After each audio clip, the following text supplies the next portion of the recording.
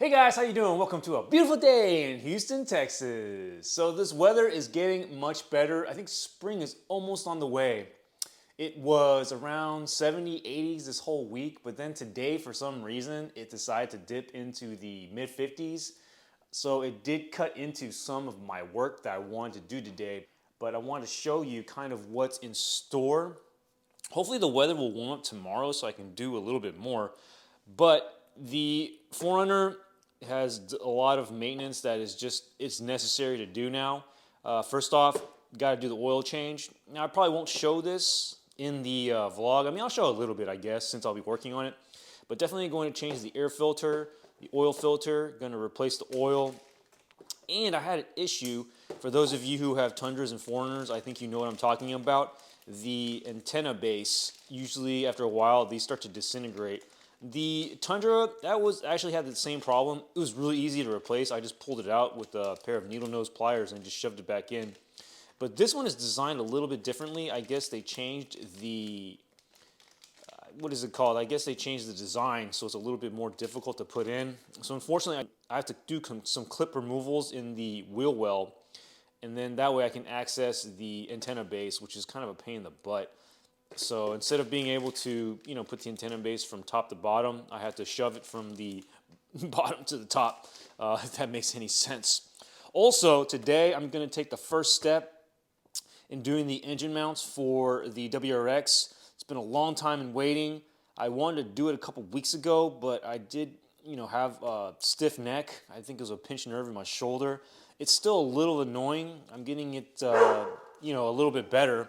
Something I did notice was that when I do exercise, it gets a little bit better. So I think it's something to do with my posture as well as the muscles not being strong enough.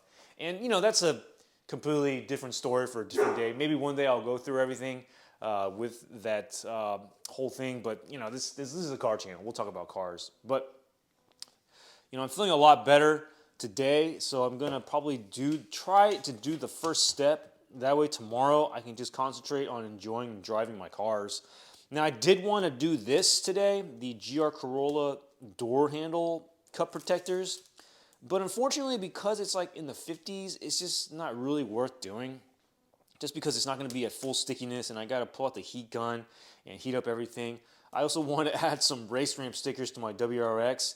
Here's some 25% isopropyl alcohol solution. Not going to use that today. I also wanted to do a little bit of C-quartz for the GR Corolla, but that's not going to happen because of the temperature difference.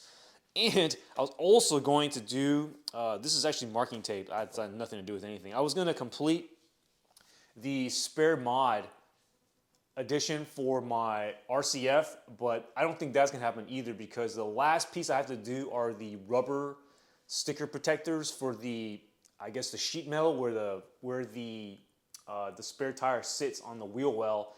Fortunately, it is adhesive and the temperature outside is just too cold, so I won't be able to do that either, which is kind of a pain. I mean, it was beautiful weather this whole week. I mean, it's good weather today too, but I wasn't expecting it to dip into the 50s, so that really cut down a lot of my work.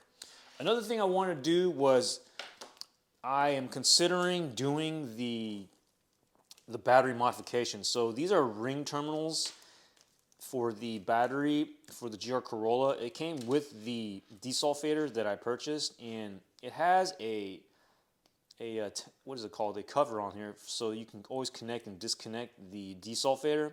So I'm probably going to look at options of permanently installing this onto my battery in the cargo area. That way I can just desulfate, I can just connect it to this connector. But I do want to look into it a little bit more to see if it is possible to charge through the charge post under the hood.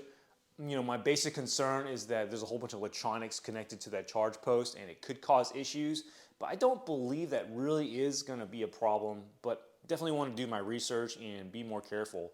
If you guys know anything about connecting a desulfator to charge post, the way that my desulfator works is it shoots, I think 40 to 50, I think kilohertz frequency pulses to the battery to kind of loosen up the sulfate crystals that are on the lead plates. So if anybody knows anything about that, GR Corolla owners or BMW owners who have charge posts on their cars, we'd love to hear your opinion on what I should be doing. So I'm gonna first walk my dogs, and I'm gonna prep the garage. I gotta take out my GR Corolla and my RCF so I can park my 4runner in and get the oil change done. All right, guys. Well, I just finished up with the 4runner for the most part. I just need to fill up with oil. Of course, I gotta lower the car first. Just want to show you guys a couple things.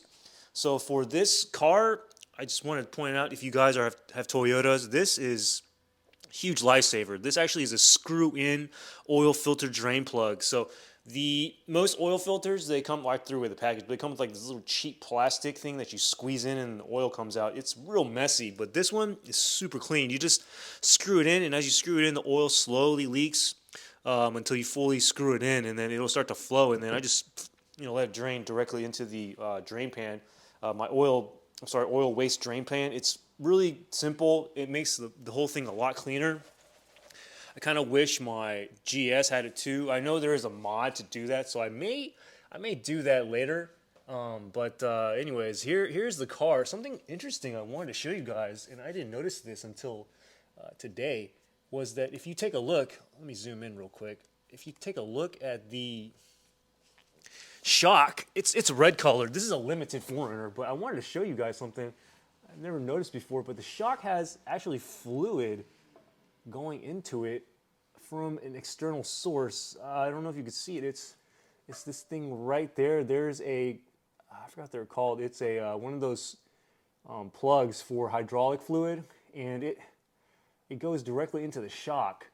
So I thought that was pretty interesting because it goes to some external source. I'm guessing it's to the brake fluid or whatever, just to have hydraulic fluid, or I'm sorry, not brake fluid, maybe power steering, just for having, I don't know what it does, but I went ahead and got some ramps to drive up on this car. Now I got these from Discount Ramps. They're actually pretty affordable. I think this is an 8-inch lift, but it definitely made the car so much more easier to work under.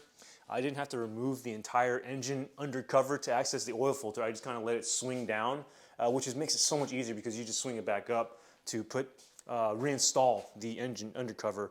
And definitely I'm going to use that for future oil changes. The only thing I didn't realize, I'm thinking about now, is that you can't start the car with the oil empty and then go in reverse down. So I personally don't like to fill oil up when the car is on the incline. And something cool about it is the ramp parts are removable. So here it is with it partially removed. This is just so I could have access under. But the ramp actually hooks into right here. And for my lower cars, my WRX and my RCF, my GR Corolla, I did purchase also some, I guess these are ramp additions to make it a little bit more easier to go up. It definitely makes the slope of the ramp a lot easier to get up. I don't think it's 100% necessary, but it definitely feels a lot safer to go up a more shallow slope than a steeper slope. It was kind of sketchy going up the ramps with the 4runner, so I definitely probably do the shallow approach next time. Man, I probably look pretty messy. I've been under the car and working. I definitely need to take a shower. I got a little bit of oil in my hair, but anyways, I'm going to go ahead and finish this up, and I'm going to probably do a little bit on the WRX. I probably just remove the first engine cover, undercover, and then I'm going to take a shower, and then maybe I'll do something with the GR Corolla later today. I'm not sure. The weather actually is a little bit nicer. I think it's actually in the 70s now, so I might be able to do some of the work with the adhesives that I didn't want to do before, but we'll see. Anyways, I'm going to finish up the 4runner, and I'll get back to you guys. All right, guys, well, she's down. Went ahead and just filled it up with oil before I took it down the ramp. I believe it's 6.6 quarts, so I finished that up, lowered the car. I'm just letting it sit right now. So I'm going to let the oil settle down from the engine down into the oil pan. I'll check the oil one more time, park it out, and then bring my cars up. Before I do that, though, I do want to do the first step for the WRX. So I do have my little manual out. It looks like they want me to remove this panel. I believe I've done this before several times. I can't remember for what purpose. But anyways, I do have my panel removal tools. I got this one, and I got these really cool new ones. These make it a lot easier, actually, to take out the clips once you get them open a little bit. So these are pretty cool. I'll try and link these below. Hopefully I can find these I got them on Amazon for real cheap. They actually work really well. I actually used it already on my 4runner to remove one clip so I could access the oil filter. But I went ahead and replaced the jacks back to where they belong so that way I can work safely under the car. So I'm going to go ahead and just take care of that, take a shower, and do a little bit of work, I guess. But I'll probably just take my dogs out for a walk, enjoy the rest of the day. I don't know, maybe go see my friend Roger. He got a new car, so I'm really excited about that to see it. It's nothing crazy, I suppose, in terms of Japanese tuner world stuff, but it's pretty nice. It's a Mazda, I think a CX-5? I can't remember. Anyways, it's the SUV. Definitely glad that he got a new car. I just definitely want to congratulate him. But I'll be seeing him next week anyways. But yeah, I'm going to go ahead and finish up the WRX. I did decide to go ahead and attempt to fit the STI cherry lip onto my Grow Motorsports front lip for my GR Corolla. I think it'd be a really cool look. A little bit different, get a little personal touch with OEM from another brand, which is pretty cool in my opinion. And they're both rally cars, all-wheel drive, so I thought that'd be pretty cool to have them kind of match up a little bit. So definitely looking forward to that. I'll probably do that maybe tonight. If I do, I'll definitely film it. That's pretty much it, I think, for today. Still a lot of work, and then tomorrow I'm just gonna drive my cars, hopefully. But anyways, I'll see you guys in a bit. Okay, well, it is the next day. It was pretty eventful. I did end up not doing any of the adhesive things just because I found out that the weather's actually 61, going down to the 40s last night. So I decided it probably wasn't best to put on any type of adhesive type of modifications. It's the same thing today. It's really nice outside. It's actually 70 degrees, but supposedly if it's gonna fall down to 50, and typically adhesives, they need about 24 hours to fully cure. So I want to make sure that I pick a day where it's going to be above 70 the entire time. But I did work on the WRX. Just want to show you guys. I did take off the under tray. Wasn't very difficult. I think it took a total of like 10 minutes. But it's good to get some work done on the WRX. The next thing I'm going to do, hopefully next week, will be to start removing some of the bolts and nuts. So it would be, I think, the transmission mount, and I believe I'm going to try and do the mid pipe. I think it's the mid pipe I need to take out. I'm not 100% sure. I got to look at the directions again, but I have removed both of those before, so it's not a big deal. But today I'm going to do a little bit more of an enjoyment day. I'm going to take out the GR Corolla. I'm going to take out the RCF Track Edition. I might actually end up switching places between these two. I'm not 100% sure. It's whatever, not a big deal. And of course the GS350, save the best for last. You guys know what I'm talking about. I guess the oldies but goodies. That means that's right. But yeah, actually the GS350, I didn't realize it's the oldest car I have, and it's still, even today, 10 years later, it's still like a great looking car in my opinion. I did end up getting the antenna ornament grommet in for my 4runner. If you guys remember, I did change the oil yesterday, but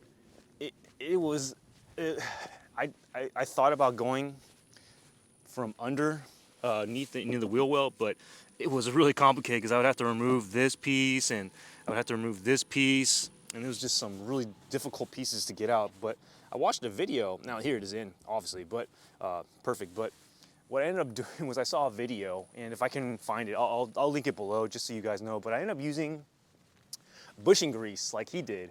So I have lots of that bushing grease from installing the Super Pro polyurethane bushings, and so it was not something I had to get special ordered, and it completely just didn't come into my brain that polyurethane bushing or bushing grease is like the perfect thing to use because it is meant for reducing the friction between rubber and metal, which is exactly what I had to do there. So once I put on that grease, I used some pry tools just to have plastic leverage, and I was able to push it in, I think within 3-4 minutes. So I'm really glad to get that in. I've had that piece sitting on my desk for probably, I would say a good like almost 8-9 months before I was able to get it in. So glad I got that and taken care of. Huge relief, kind of like a chip weight off my shoulders to finally get that in. So we are going to go ahead and take the GR Corolla. So we'll go ahead and get started. I already walked my dogs. I'm going to take them out when I take the GS out. I think Happy ate both of everybody's treats, but we'll see. Anyways, say hi, dogs. Say hi, Happy. Ooh. I nicknamed him Frito too. Frito, because sometimes he smells like corn chips. But here's Smoochie. Oh, I'm sorry. I'm sorry, little girl. Little baby. She doesn't like being petted like that, but she likes being scratched right here. So I'll be back for you guys, okay? Be a good girl, okay? Good girl. All right, Happy. I'll see you in a bit. Nope, he just ran into the bedroom. All right, guys. Well, I'm going to set up the camera in the car, and we'll see you in a bit. Now, I have really been thinking about looking for a place that has, I guess they're called flex spaces, you know, where I can install a car lift and use it as kind of like a good place for car storage. I think it'd be a good place to also start vlogging, and you know, I feel like I have more room to work on my cars. The only issue I have is, well, it's just more money, number one, and number two is just I have more like properties I have to take care of. You know, that's not something I really want to deal with unless I have to. To be honest, if I could, I'd get a bigger house with this. But I haven't seen a house yet with a 6-car garage. I mean, I just don't see those very often, if not at all. You know, California, the most I've seen usually is around like 10-car garages, and those are like $40 million, $20 million houses. I'm not really sure yet how to deal with that. I was thinking, you know, because I do want to move to California. I was actually looking in San Diego. If anybody lives in San Diego, give me a shout, man. Let me know how you feel about San Diego versus LA in terms of moving there. For me to move there, you know, from Texas, you know, my number one thing is safety. I do have a lot of friends that live out in LA, and a lot of them tell me that, you know, as long as you're in a good neighborhood, you're good to go. But I mean, you can't always stay in the good neighborhood. You know, you do have to go out every once in a while to, you know, go look at other things outside of, you know, your own hood. And my other friend was telling me that, you know, she had her car broken into. You know, like, it's just bound to happen because it's LA, and I'm just not cool about that. And I did visit both cities. I stayed in LA for about a week, and then I moved. I didn't move. I stayed in San Diego for a little bit. And to be honest, like, the vibes San Diego gave me, it was, I felt not as diverse as LA. It wasn't as, I guess, as like fire, I suppose, but like, definitely it was real chill, and I felt a lot safer. You know, I stayed over at, not La Jolla, but it was Torrey Pines. It's north of La Jolla, and it was, I mean, I don't know, I felt like really safe when I was there.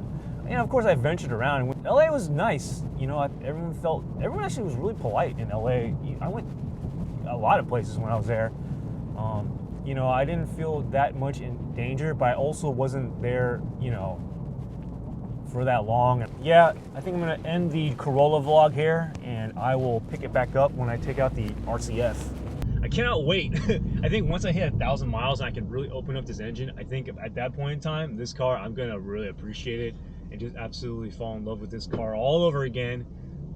You know, because the one thing that I'm not able to appreciate right now is the engine. But this is a beautiful car, I love it. And you know, it fits my needs, and I cannot wait to open up the engine on this car to just go nuts on it. But I am looking at what I did earlier, the detailing. It looks like it's not as blotchy anymore. I don't see where I put the, what's it called, the Aquaman Pro leather and vinyl conditioner. So I guess it took a little bit of time for it to cure. It actually looks pretty nice. I mean, this is a little bit shinier. I noticed the dash isn't that shiny anymore. So I think it just took a little bit of time for that Optimum Pro vinyl conditioner to just dry on the dash.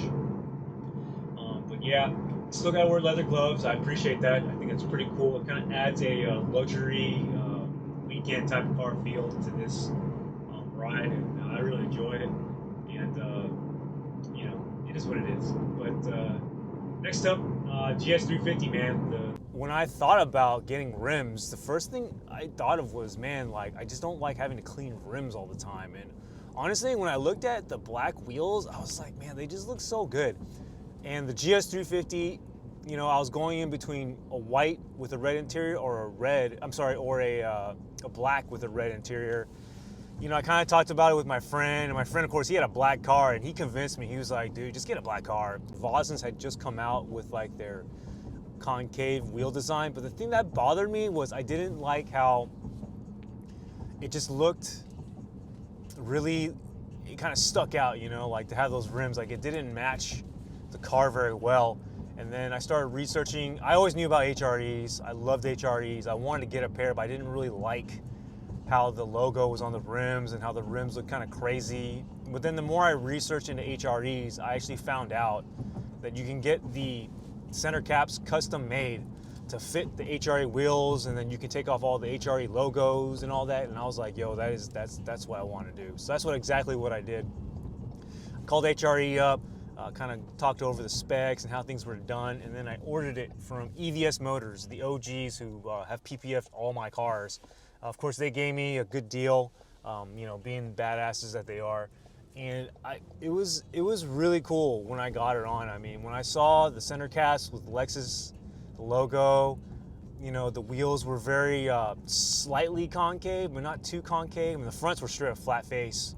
It just had this look. It was so unique.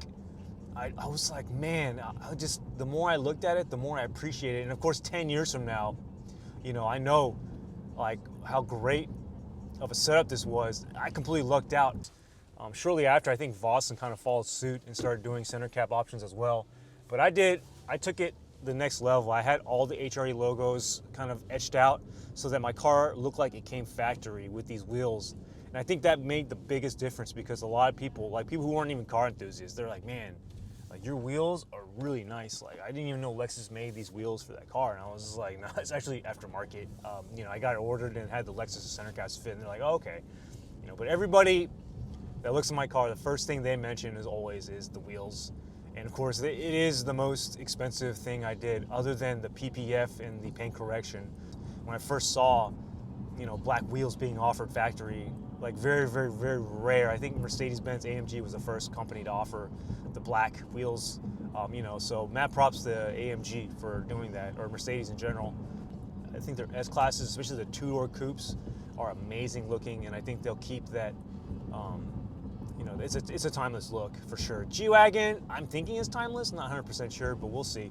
I'm not interested, of course, in any Mercedes. I'm definitely gearing towards Porsche now, unless Toyota, you know, Lexus comes out with some amazing manual, you know, supercar that can compete with a GT3 or a GT3 RS. Oof, I'd love to get those pairs. So we'll see. Definitely black on black for sure. Anyways, I got my dogs in the back. They are chill. Ready to kind of just go to the park. And I just want to thank you guys for watching, and hope you have a great week. All right, talk to you later. Bye-bye.